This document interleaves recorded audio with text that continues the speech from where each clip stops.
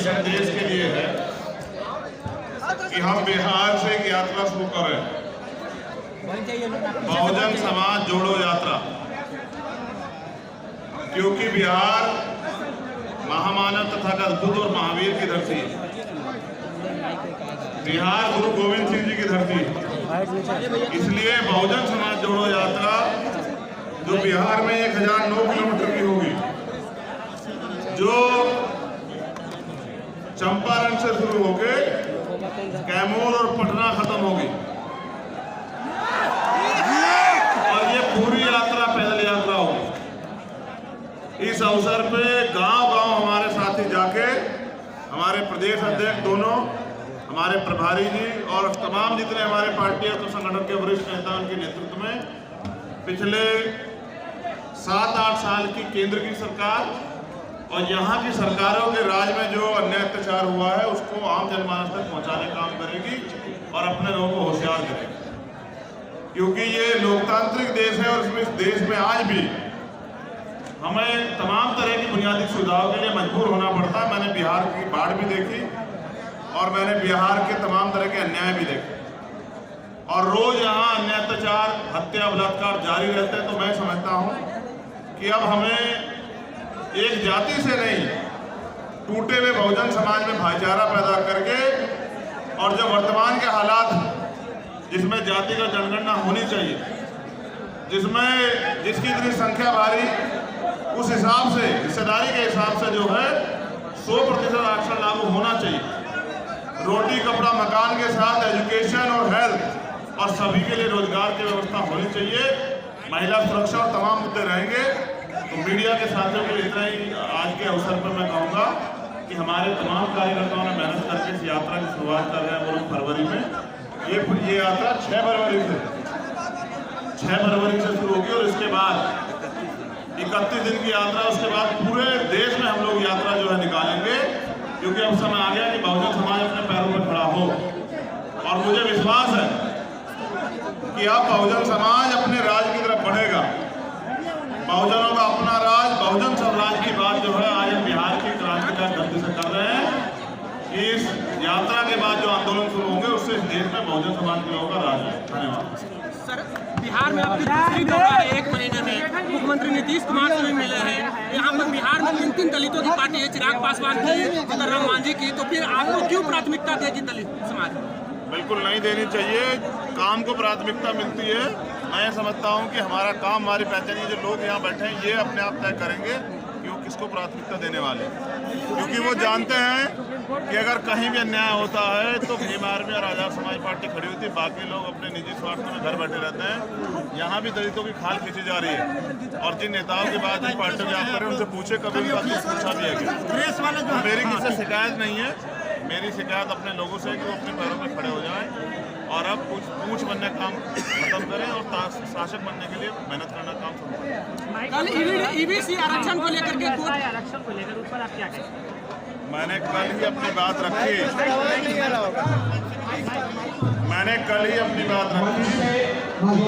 EWS जो है, EWS constitution का वायलेशन है। संविधान में जो आरक्षण का प्रावधान है वो शैक्षिक पिछड़ापन और प्रतिनिधित्व के आधार पर है, सामाजिक पिछड़ेपन के आधार पर, आर्थिक आधार पर नहीं है। पूरा हथकंडा जातिगत आरक्षण को खत्म करने के लिए मैं इसका विरोध करता हूँ। क्योंकि जो चीफ जस्टिस है यूयू ललित, जो उस बैच में, तो उन्होंने भी इस बात को कहा कि अगर आर्थिक आधार पर आरक्षण दिया जाता है और वो उसका आधार गरीबी है, तो गरीबी में तो SC ST OBC के लोग भी आते हैं, जिससे तो जातिवाद होगा और ये संविधान की मूल भावना के खिलाफ है। तो मैं चीफ जस्टिस की बात का समर्थन करते हुए कहता हूं कि वो जो पूरा फैसला है वो जाति की जो संभावना है, जाति का जो प्यार है, उसको मद्देनजर रखकर किया गया है। क्योंकि SC ST OBC का कोई जज उनमें नहीं है, सब स्वर्ण जाति के जज हैं। तो मुझे उम्मीद नहीं कि जब तक all India judicial service commission नहीं बनेगा, कॉलेजियल सिस्टम रहेगा, तो हमारे हित में सुप्रीम कोर्ट, हाई कोर्ट से फैसले होंगे। बिहार के मुख्यमंत्री नीतीश जिससे मिले थे सर, उस फोटो वायरल भी हुआ था, क्या मिलने का उद्देश्य था सर? इंदिरा साहनी लोकतंत्र में मिलना तो मुझे लगता है कोई अपराध नहीं है। उन्हें मुख्यमंत्री बने, बस मैंने उनको बधाई दी कि अब उनकी सरकार में कम से कम जो है बहुजन समाज क्या सर जब सर इंदिरा साहनी केस में 9 जजमेंट जो था 9 जज आके फैसला दिए थे कि जो कैप 50% का कैप लगा वो कैप खत्म हो गया। बधाई हो पूरे बिहार को और पूरे देश के बहुजन समाज के लोगों को। अब 52% ओबीसी को अपने लिए 52% आरक्षण की मांग करनी चाहिए और दलित जाति का जनगणना होगी तभी तो पता लगेगा। मेरा सवाल ये है सर कि उससे ज्यादा बेंच प्रेफर करना चाहिए ना कि 5 जज खत्म कर दें। मैंने कहा कल भी मैंने कहा कि 5 स्वर्ण जजों ने तय किया कि स्वर्ण जाति के लोगों को EWS मिलना चाहिए। मैंने भी इतने घटनाएं इतने अन्याय सब कुछ पढ़ा देखा। उसने लिखा कि मैं चाहता हूं कि भीम आर्मी के संस्थापक आए और वो मेरी लाश को अंतिम संस्कार करे मेरे शव।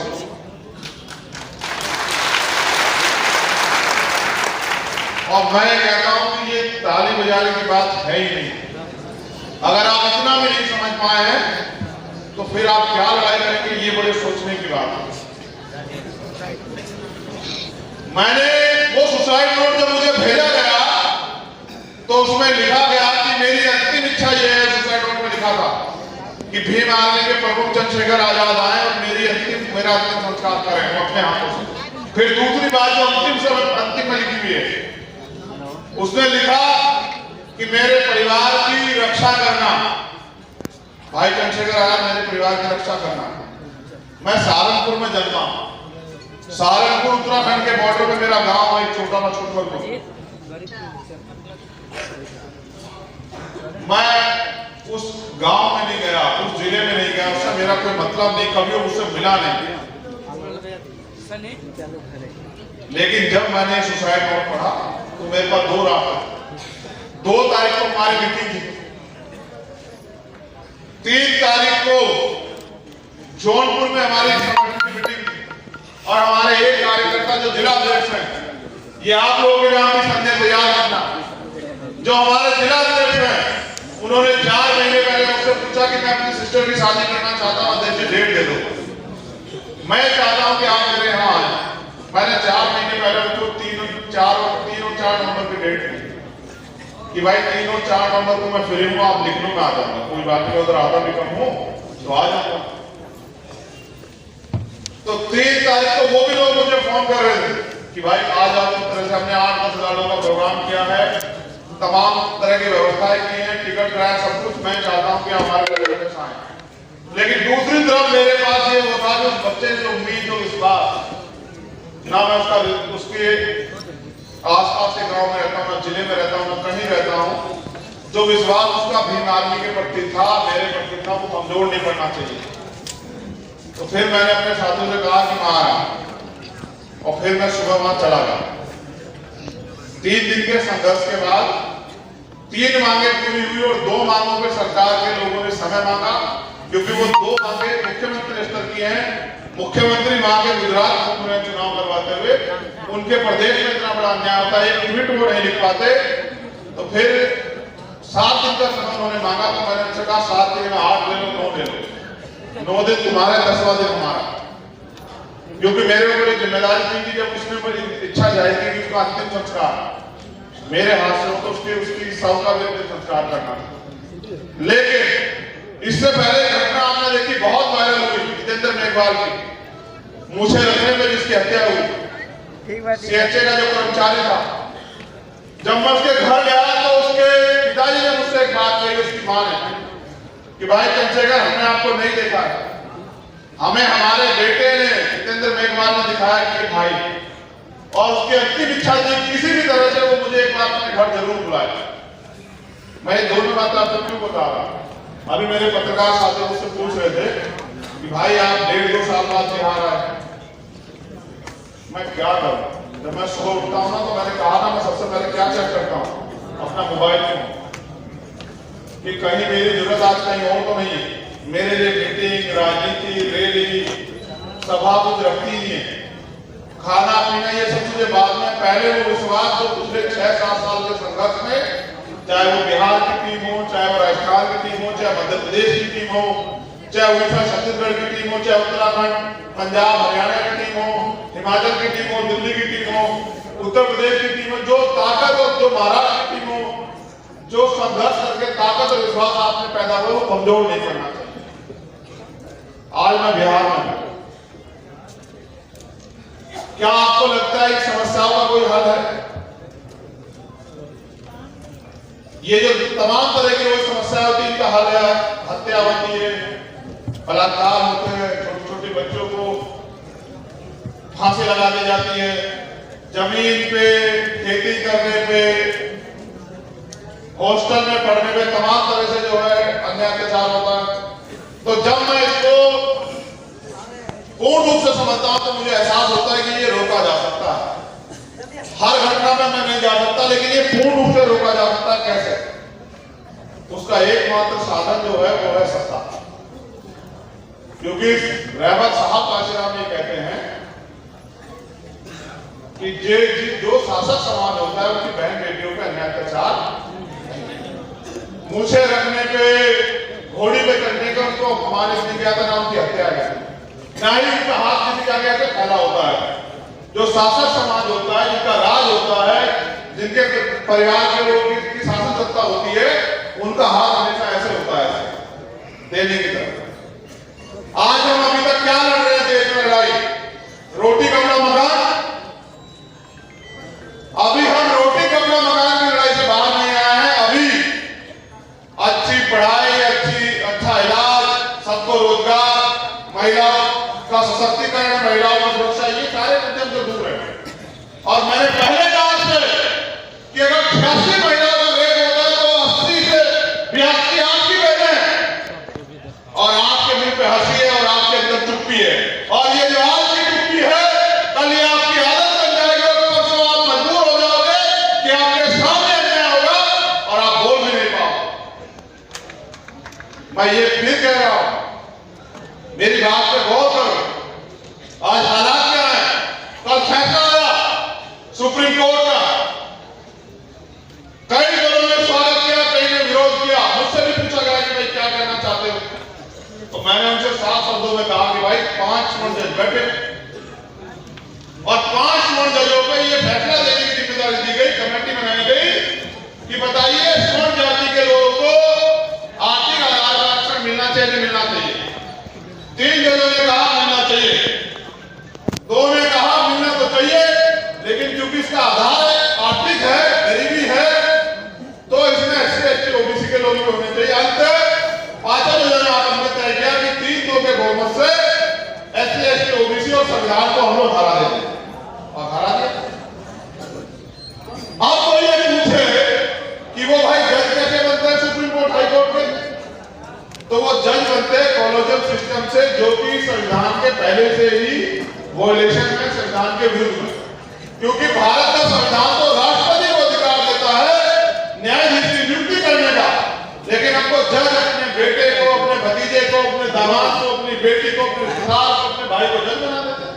और एक जज है उनमें JB पांडे वाला, जो गुजरात के से है। अब उनके बारे में सुन लो। 2015 में उन्होंने एक को दिया ऑर्डर, और ऑर्डर में लिखा कि आरक्षण और करप्शन की वजह से देश जो है, भारत जो है, वो बर्बाद होने की कगार पर है। और उस मूर्ख को ये नहीं पता नहीं कैसे वो जज बन गया, मैं तो मानता नहीं, उसको इतना तो पता नहीं कि आरक्षण 10 साल के लिए है या संविधान के मूल स्वभाव में है, मूल भावना में है, या संवैधानिक अधिकार है, ये भी नहीं पता। कोई भी जज जो हमारा कुछ भी बोल देता है, उस जज को ये नहीं पता कि पॉलिटिकल रिजर्वेशन, राजनीतिक आरक्षण 10 साल के लिए था, ना कि नियुक्तियों में आरक्षण, एजुकेशन में आरक्षण 10 साल के लिए था। वो उस पर भी कल कमेंट कर दिया उसने कि 10 साल के लिए आरक्षण था, 75 साल हो गए। तो मैं ये कह रहा हूं, ये मूंछों की वैल्यू समझते हो? इस देश में मूंछें रखने पर हत्या हो जाती है।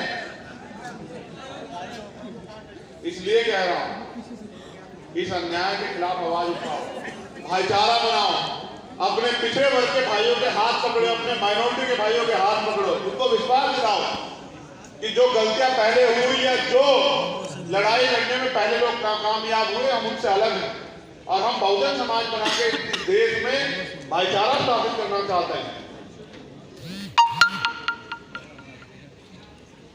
हम भारत के लोग भारत को एक संपूर्ण, प्रभुत्व संपन्न, समाजवादी, धर्मनिरपेक्ष, लोकतंत्र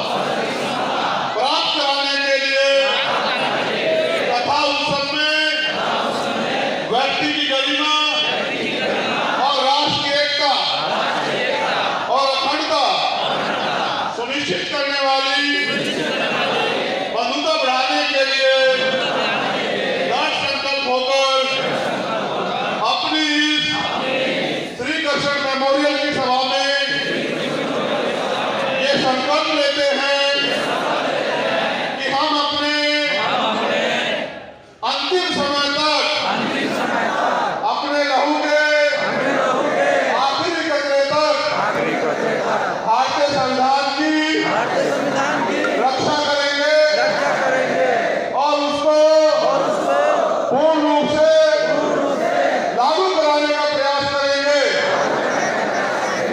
हम अपने महापुरुषों के त्याग बलिदान को व्यर्थ नहीं जाने देंगे। हम किसी भी कीमत पे अपने देश को और खुद को दोबारा बटने और गुलाम होने नहीं देंगे। हम बहुजन समाज बना के इस देश में मानवतावादी राज लाने के लिए संघर्ष करेंगे। हमारा पूरा जीवन अपने महापुरुषों के मिशन को आगे बढ़ाने के लिए लगेगा। हम किसी भी कीमत पर ना झुकेंगे, ना रुकेंगे, ना बिकेंगे। हम अपने मुल्क की और अपने लोगों की अंतिम समय तक